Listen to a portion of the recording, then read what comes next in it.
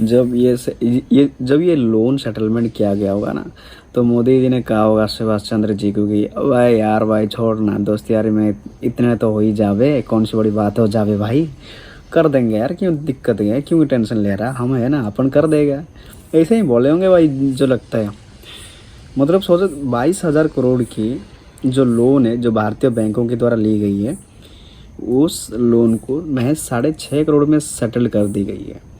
वैसे यहाँ पर सुभाष चंद्र को आप मुख्य कैरेक्टर नहीं बताना गलत होगा आपके लिए या मेरे लिए या सबके लिए, क्योंकि he is a personal guarantor of that kind of loan, that amount of the loan.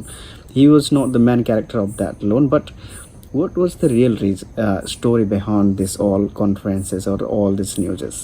बात ये है कि ESSEL और जो जी कंपनी है, वहाँ से जुड़े हुए कई कारोबारियों ने साल अलग अलग वर्षों में अलग अलग समय पर लोन लिए बैंकों से, भारतीय कई सारे बड़े बड़े बैंकों से।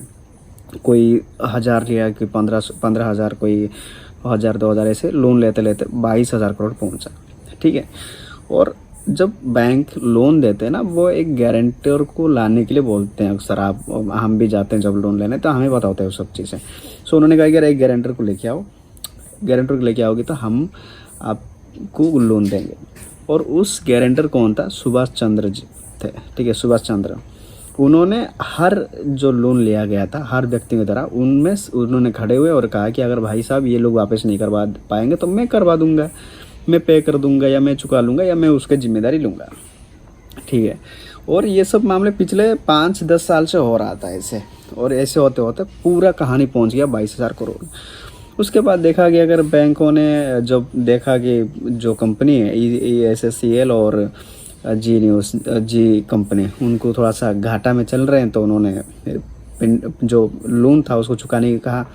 ऐसे में जब कंपनियों ने थोड़ा सा इनकार किया, फिर उनका माली हालत खस्ता होते हुए देखा, तो उन्होंने नोटिस थमा दी सुभाष चंद्र जी को। सुभाष चंद्र जी ने अपील करी। अपील करने के बाद बात आई, और बात उनके ऊपर ही मेन तौर पर आया, क्योंकि वही खड़े हुए थे कि यार मैं दे दूंगा, मैं पे कर दूंगा करके। अब मामला यहाँ पर फंस गया है कि अभी सुभाष चंद्र जी करेंगे क्या। सेटलमेंट का ऑप्शन था, तो बैंकों ने जो था उन्होंने एक प्रस्ताव लाया। प्रस्ताव में कहा गया कि जो सुभाष चंद्र जी के नेटवर्थ है उस हिसाब से उनको चुकाना होगा। ठीक है। सो उनका नेटवर्क चेक किया गया, उसमें भाई पाया गया 39 करोड़ या ऐसे कुछ है उनका नेटवर्थ। उस हिसाब से हेयर कट की गई। हेयर कट का क्या मतलब होता है कि यार अगर हेयर कट की मामलों को अब तुम समझने का प्रयास करोगे, तो हेयर कट की मतलब होता है, अगर मैंने आपको 100 रुपये दिया, मैं बैंकरप्ट हो गया और आप मुझे उस हिसाब से थोड़ा सा रिटर्न करना है मैं आपको, तो मैं आपको पूरा का पूरा पैसा रिटर्न नहीं कर पाऊँगा, तो मैं मेरा माली हालत को देखते हुए मैं आपको पे करूँगा, या मेरे जेब में जितना पैसा है उस हिसाब से मैं आपको पे करूँगा। ऐसे में जो हेयर कट होता है वो एक मीटिंग के बाद होता है। जिन्होंने लोन दिए हुए होते हैं उनके द्वारा एक मीटिंग की जाती है, जिसको कहा जाता है NCLT। ठीक है। उनके द्वारा एक मीटिंग की जाती है, उसके बाद वो तय होता है। सो यहाँ पर भी NCLT की एक मीटिंग हुई। NCLT की मीटिंग में ये 80% जो बोर्ड थे वो सुभाष चंद्र के साथ चले गए।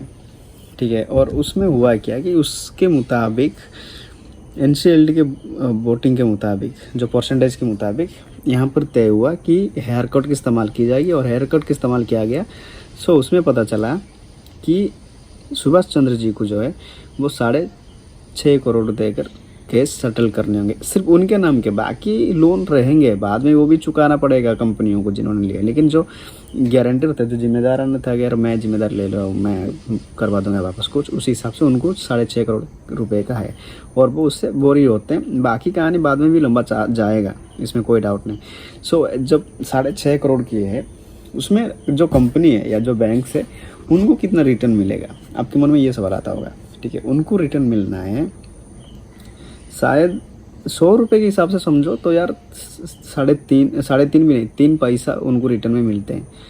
ठीक है। मतलब 99.9 कुछ ऐसा है, 99.97 जो है वो हेयर कट के रूप में तय की गई कि बैंकों के द्वारा, जिन्होंने लोन दिया, तो उन बैंकों के द्वारा यह फैसला किया गया कि 99.97 जो मतलब पूरा उन्होंने 0.3 की जो पे उन्होंने किए कर दिए, मतलब उसको पे कर दिए 6.5 करोड़ के रूप में, और जो बाकी जो पैसा है वो डूब गया। अब ऐसे मान सकते हो, बाद में प्रोसीडिंग के हिसाब से अगर जाएगा केस तो जा सकता है, लेकिन मुझे नहीं लगता कि यार प्रोसीडिंग के हिसाब से जाएगा बात है। और ये वो बात है, ये वो प्रॉब्लम है। ठीक है, ऐसे में सुभाष चंद्र जी को थोड़ा सा छूट मिल गया, और वैसे भी हो ही जाता है यार कई बार। चलो, हम प्रधानमंत्री जी अपने दोस्त के लिए इतना कर ही रहे हैं, तो हम अपने प्रधानमंत्री के लिए तो कर ही लेंगे, थोड़ा सा एक्स्ट्रा टैक्सेस पे कर देंगे, और थोड़ा सा चीनी और 100 रुपये और तक खरीदते रहेंगे, और फिर अपनी दुकान चलाते रहेंगे। सरकार ऐसे माफ़ करता रहे और हमारी गांड जलता रहे। शुक्रिया मैम कृष्णा।